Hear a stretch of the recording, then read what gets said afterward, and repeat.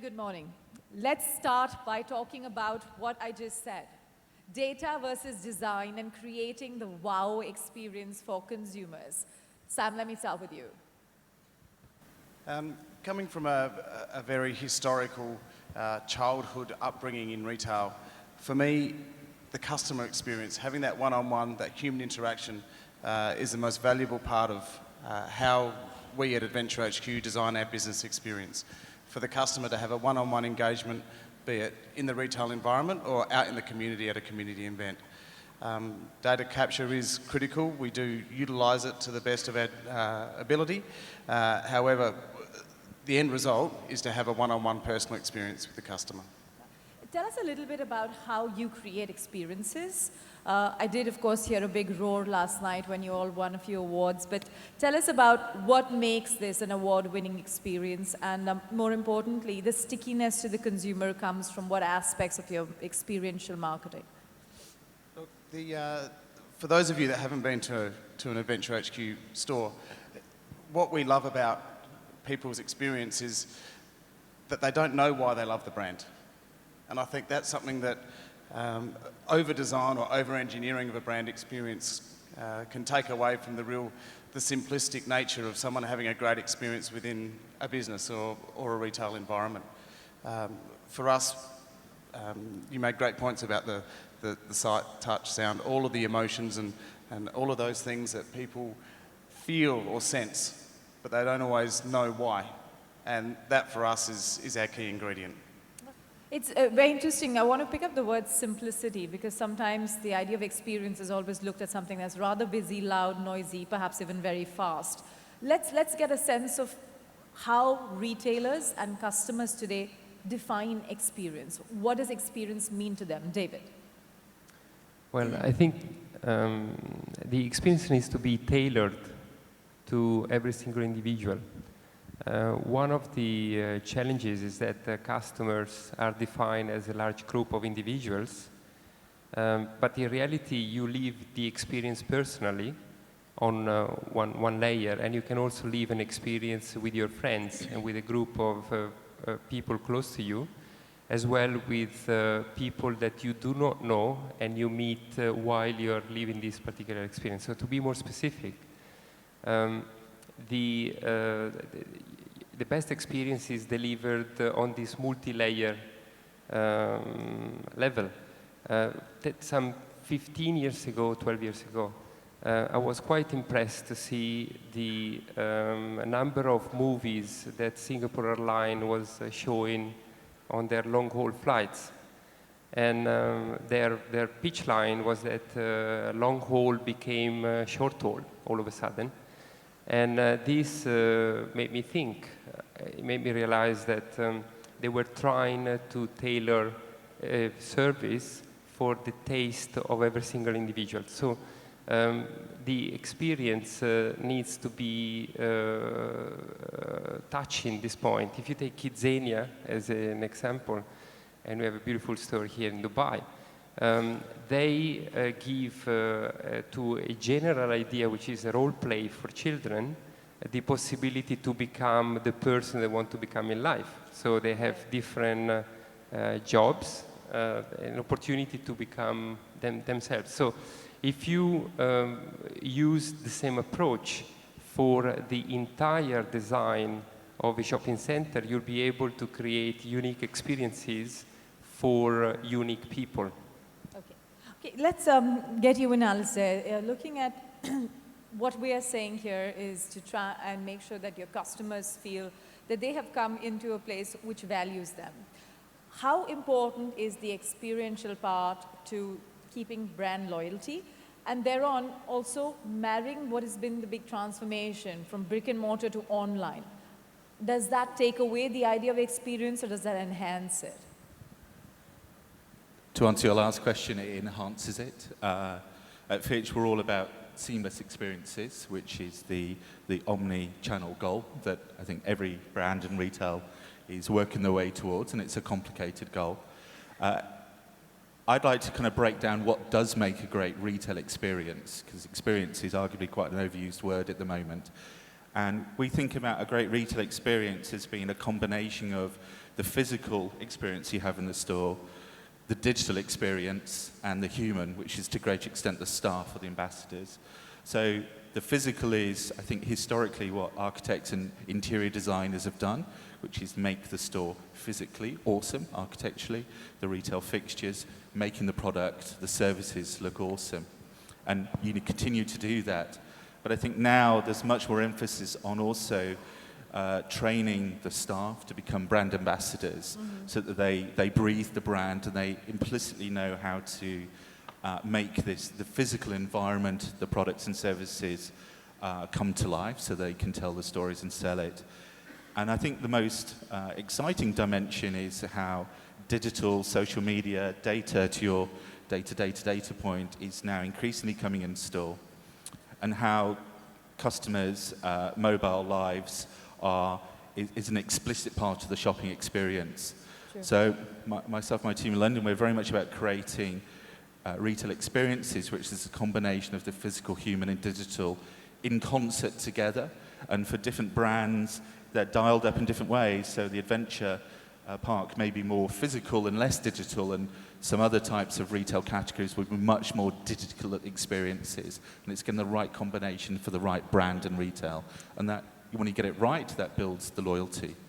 Okay, interesting. Right combination, looking at the right kind of retail, more importantly, ensuring that you're targeting the customer with an appropriate combination of what could be technology and design. Let's talk about that piece, technology and design. Daniel, IMAX is clearly an experiential service, product offering, whatever you want to call it. But when you are looking at these 5 senses, what is it that you're putting down in your strategy about the way people will approach IMAX? Yes, we know it's great technology at one level, but it has to go beyond what that offering is, right? Well, I think everything adds up. In terms of technology, you know, what you see on a screen and what you hear from a sound perspective makes a lot of difference when you're watching a film. In our space of business, these 2 senses play a vital role. And I think where we look at is how we can enhance that experience. So can we make the image sharper? Can we have the sound that's not jarring a little bit somewhere? And things like that, and make the, in terms of design, you know, how can an acoustic treatment change that for you? So there is a mix of different things, but beyond these senses, you know, it's not a format where you can enhance a feel experience, for example. So we work on these 2 senses to create an experience. And to add to it is design, is essentially the geometry of the theater. You know, at what level you fill in. You walk into an IMAX, your periphery of vision is completely enhanced. So things like that add to the experience factor. Not so much, I mean, it's not a gold class experience wherein you sit in sort of a lounge bar, sort of a chair and with blanket on yourself. You know, that's not what we are in. So for us, it's essential how we keep technology and digital at the edge of what we can offer. Sure. But at the same time, since you have to all the time engage with a fair number of partners, do you think it's there is a shift in the way people are thinking about design and technology? Are you able to communicate and convince some of these partners that if IMAX stands for this, you know, that's perhaps something that you need to build on to be able to deliver your experience a little better? Yeah, and they understand that. So before they get into the business, you know, they visit a lot of IMAX theaters. They understand what the key essence of technology is in our business, and they try and integrate that to a great effect. But there are, at times, I've come across people who want to give experience, take experience to the next level, and in the process, experience is lost because the design over enhances, and there's no room for what the main USP of the business is. Right. So yeah, it's a bit of a challenge, but we try and keep that at check as much as possible. Sure. David, when people talk about an experience, they get a sense of something physical. There's a store, okay, or there's something happening in front of them, or there's an activity, there's a performance. But actually today, the consumer is being exposed to something we've been discussing in great detail: online, digital, stuff that you can't touch, feel, but you can definitely see and yet experience. Similarly, they're getting exposed to, stores that may be concept stores, but at those stores, there might be some activity that actually helps the conversion of technology. So when one looks at the idea that there is a touch and feel element of it, sure, but at the same time, there's something that's completely intangible. So how does that experience in today's world be provided? And will it happen through different media? Would it happen through one media? How? Well, let's define experience. The experience generates emotions. So you make that purchase and you feel excited, fulfilled. Experience generates memory. So you have a story to tell. Experience generates is generated by desire. So Lorenzo Villa used to be a Renaissance boy that wrote a few books. And this guy said, it is not really reaching your destination, the real goal. It's the desire to reach that destination that gives you joy and happiness. So this is probably the best description of experience. It's the journey. The journey equates to the story. So if you want to have a great experience, you have to have a great story, which means a great journey. So if you have this in mind, whether it is brick and mortar, so a tangible physical experience, you're sitting under a palm in the middle of a mall, have a sip of coffee, working on your iPad, and perhaps preparing your presentation for a conference.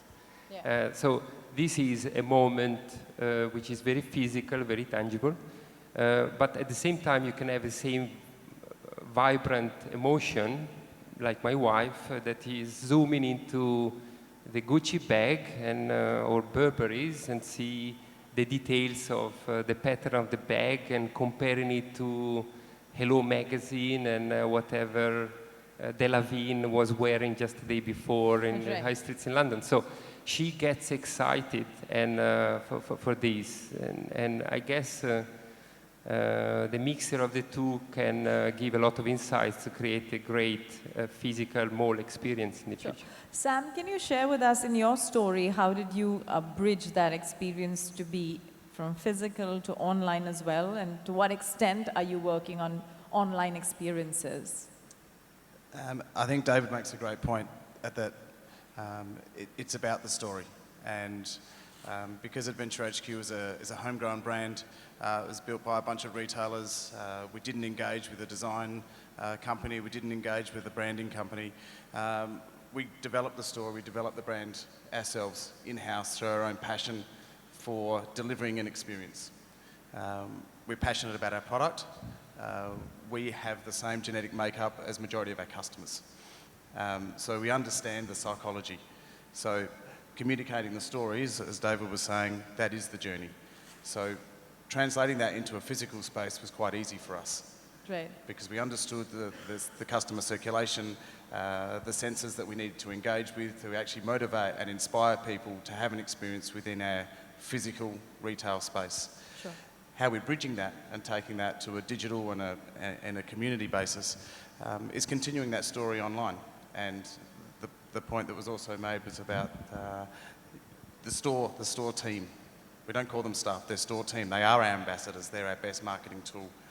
So as long as they understand the story and they're communicating that in the same kind of language that we've developed it, the basis that we've developed the brand story on, then the consumer's having the experience that they would have if I was serving them in the store. So are you, for example, making your consumers tell that story? Is there, I mean, digitally speaking, are they sharing the experiences, or am I just hearing from your ambassadors? No, I think I would like to think, and what I've seen on numerous occasions is that our consumers or our customers, they aren't customers, they're friends. We're not selling them anything. We're helping them acquire a product to enhance their lifestyle. And for me, that's, I think, one of the big shifts in brand and retail over the last couple of years, that for decades now, Brands have talked about storytelling. So when you buy their product, their service, you go to their store, it's the brand that projects the story onto the customer. So you absorb it, a bit like a gallery. And what we've just heard and experienced here is that shoppers are now actually part of the story, their story doing.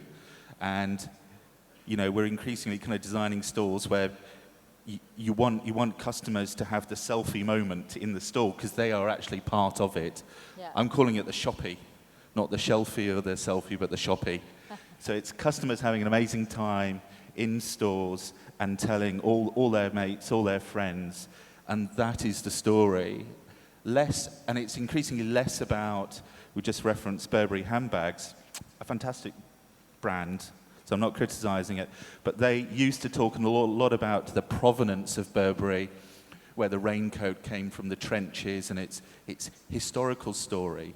And now the stories around Burberry are the live fashion shows that are communicated around the world, the music events in their flagship stores, and it's always part of the audience who are the Sure. actual story that's going on there.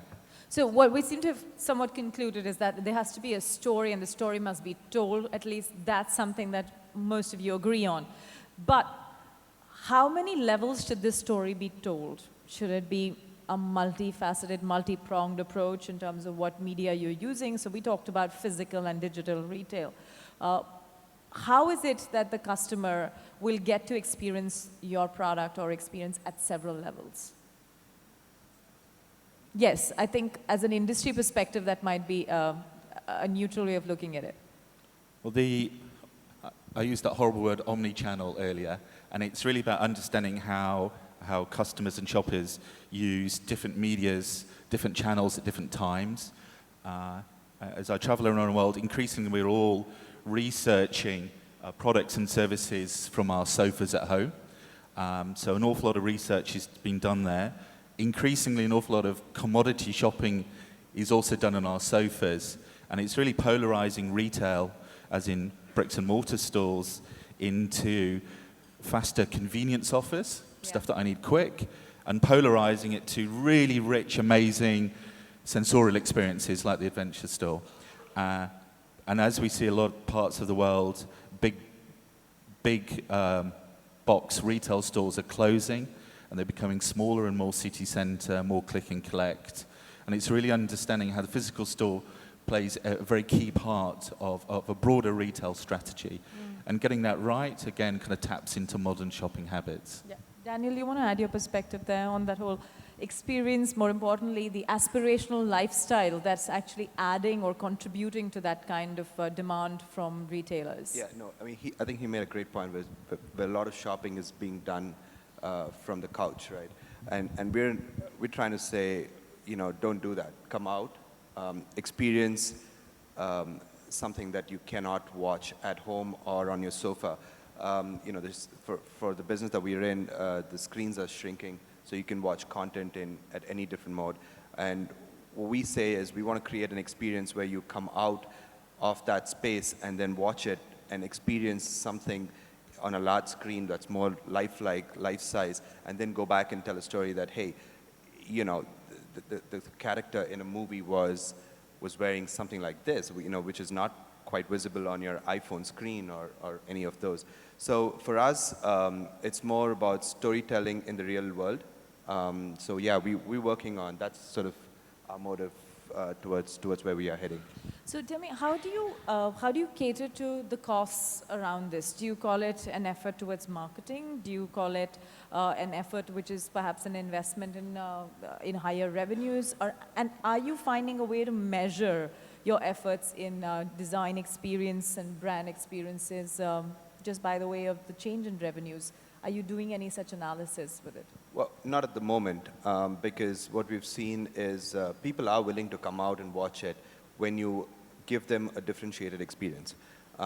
So we've not got into an analysis to see, you know, to put any tangible, you know, sort of benefits or lines to it. But we are definitely seeing an upward trend of people saying, hey, I'm done with watching this movie on, you know, on a small screen. I want to go watch it real on an IMAX or any other format that provides a different experience. There are multiple formats today Yeah. that give you different sort of experiences.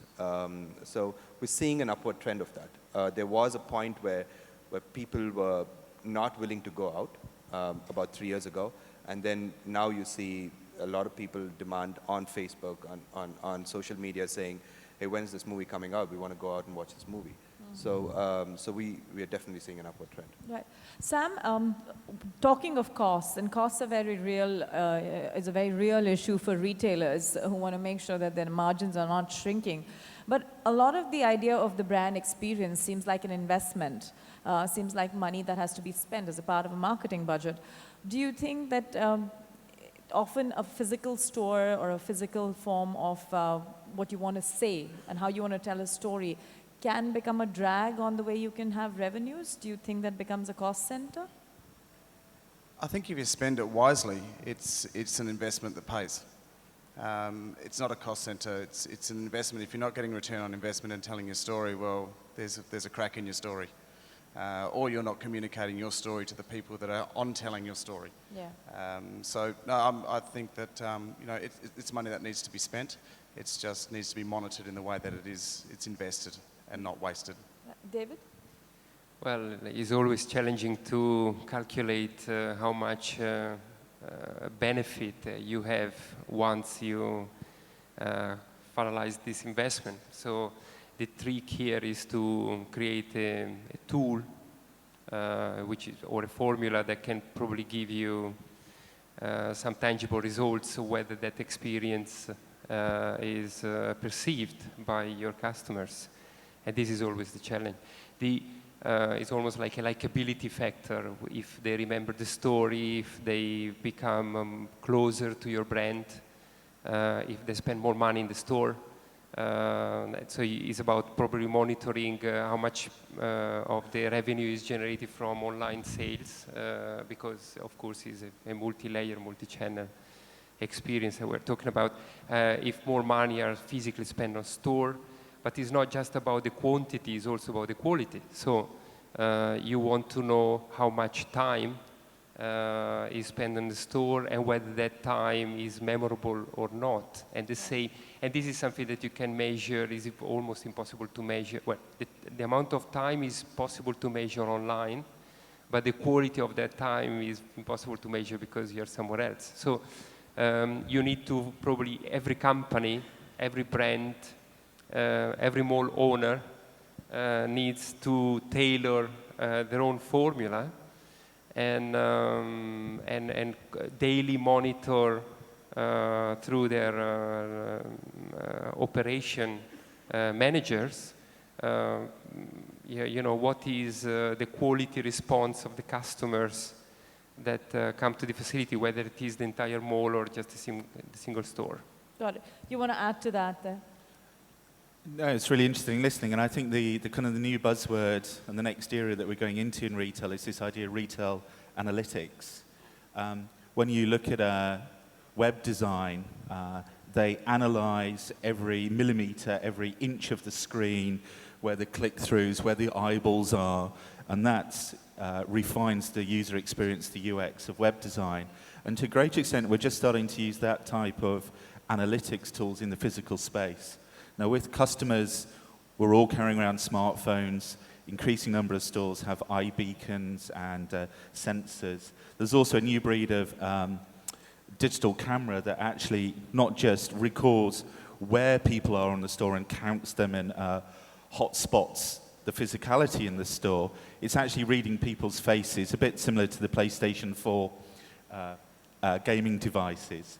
And they're actually starting to look at facial expression and see people who are happy, concerned, confused. Sure. And we're just starting to see how that can now then connect back into immediate data to the staff, so they can be pinpointed to go to the customer who's walked past a display 3 times but not actually purchased something. So retail analytics is kind of a fascinating new era that we're just about to go into, that will start to pick up on some of your opening question.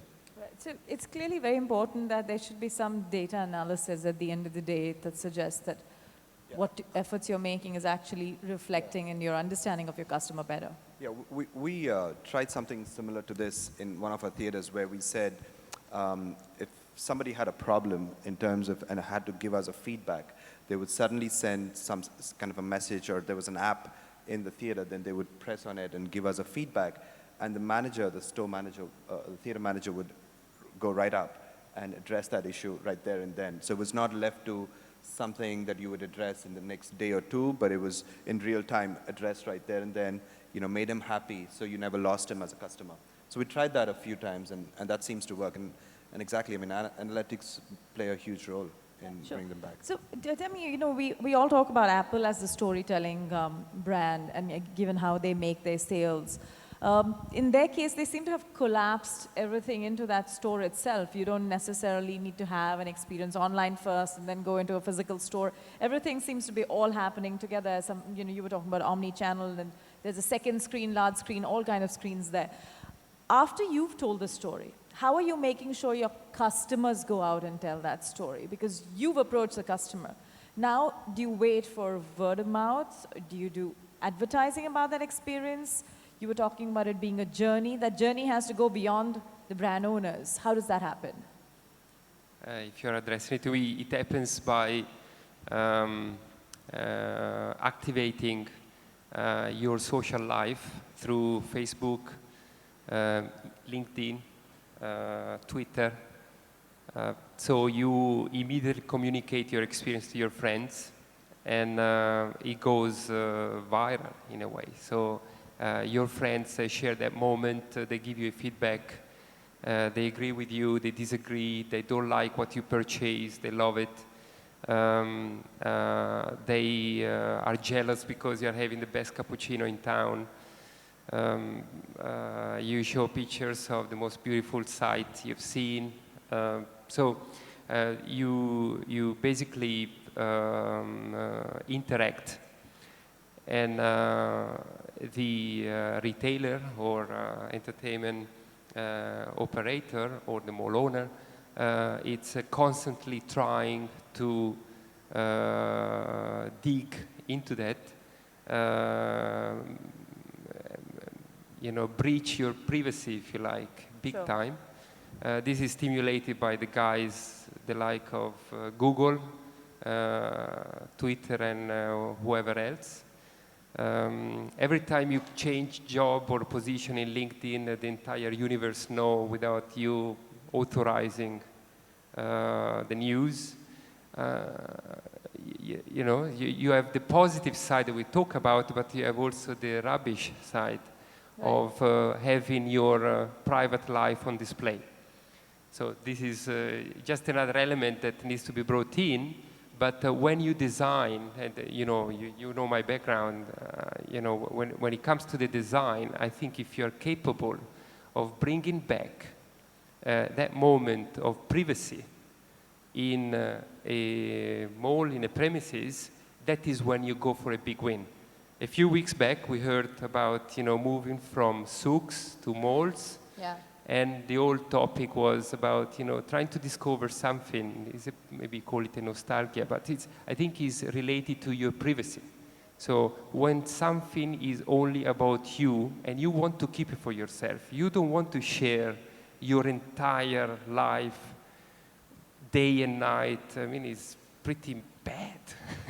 I see what's happening to my daughters, and so if you bring that element of privacy, I think you go for a big win in the future. So this is what I'm going to come to. There's always that dichotomy, that question that how much social media should we do and how much we shouldn't, how much we should engage our customer, how much we shouldn't, how quickly social media can make or break your experiences into a story that can go viral or completely go dud.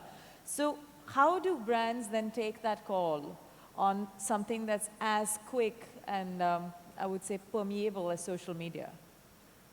Thank you. Well, I mean, I think we're all agreeing that we live in a social currency, if you like, at the moment, and no brand or retailer cannot be part of that. And I'm interested in building on your thought there of businesses like Nike who as well as having a fantastic physical environment, they have the evening running club, and they do marathons and half marathons. So they're actually creating a whole, not just a virtual community, they're actually creating a real and physical community of like-minded people who come together. And I think that's, look at Lululemon and their yoga clubs. I'm fascinated by the convergence of leisure, entertainment, and retail. They used to all play very separate areas. Interestingly, one of the winners last night was the Adidas World Cup campaign, Football World Cup in Brazil, which actually my team in London created. And what was interesting with Adidas at the World Cup is they did very little above the line advertising, and it was all around the attitude of Adidas, and it was more of a social media campaign. Even the football had its own tweet every day of what the ball's point of view was. And when you look at the data after the Brazil World Cup, Adidas actually won the battle over its American competitor for the first time. And it wasn't through big budget above the line, it was through activating the brand and very quick activation. So if somebody scored, if there was a big news story on the evening game, the next morning, Adidas are talking about it with passion across all their channels. They don't have like a 3-week lag for the content to come out. So there's now almost a real-time communication, and sharing the passion and the energy of brands is I see is key. Yeah, great. Daniel, reflect on something that he said, that if you look at some of the active campaigns on social media, they can tell the story far better than, let's say, a big hoarding or certainly a big video advertisement today. I mean, at least that's an option. How has IMAX's experience been, and what kind of media do you use to promote your brand? We're pretty active socially. The likes of Facebook and Twitter and Instagram and what have you. And we go out talking about the movies that we're coming out with, talk about where the premieres are being held, what the new posters look like, who the cast and crew are, what to expect. We talk a lot about those through the social media. One of the movies that's coming out later this month is a movie called Interstellar, and the whole web is filled with Interstellar posters. It feels like you've watched half the film if you just go through what is out there, on the social media, because there's so much told on social media. So we're pretty strong on that one, and I think that creates the buzz where people say, oh my God, I've seen so much on social media that I really want to go watch this. Yeah, but is creating buzz the same thing as engaging, do you think? Well, I guess it engages you to go and watch, not physically experience that, the joy of watching a movie, because it's a little different to where we are. But it definitely creates the buzz. It's very positive for us. Okay, we're going to throw open this panel for questions, but before that, I just want to get one question each. And I'm going to ask each one of you to name one brand that you think tells their story well, and it cannot be your own in the cases of the two of you. So let's ask you. Go to these guys first. Oh, go to these guys. It's tough for you to think. Okay, let's start with David. Well, it sounds banal here, but the Apple brand, of course, created through lifestyle experience. They transformed the product into a lifestyle, and everybody globally bought into the brand, and the right level of innovation mixed with reformulating your life around the product that's being created. So it's a bit banal, sorry, but it's a very clear example. Right, yours.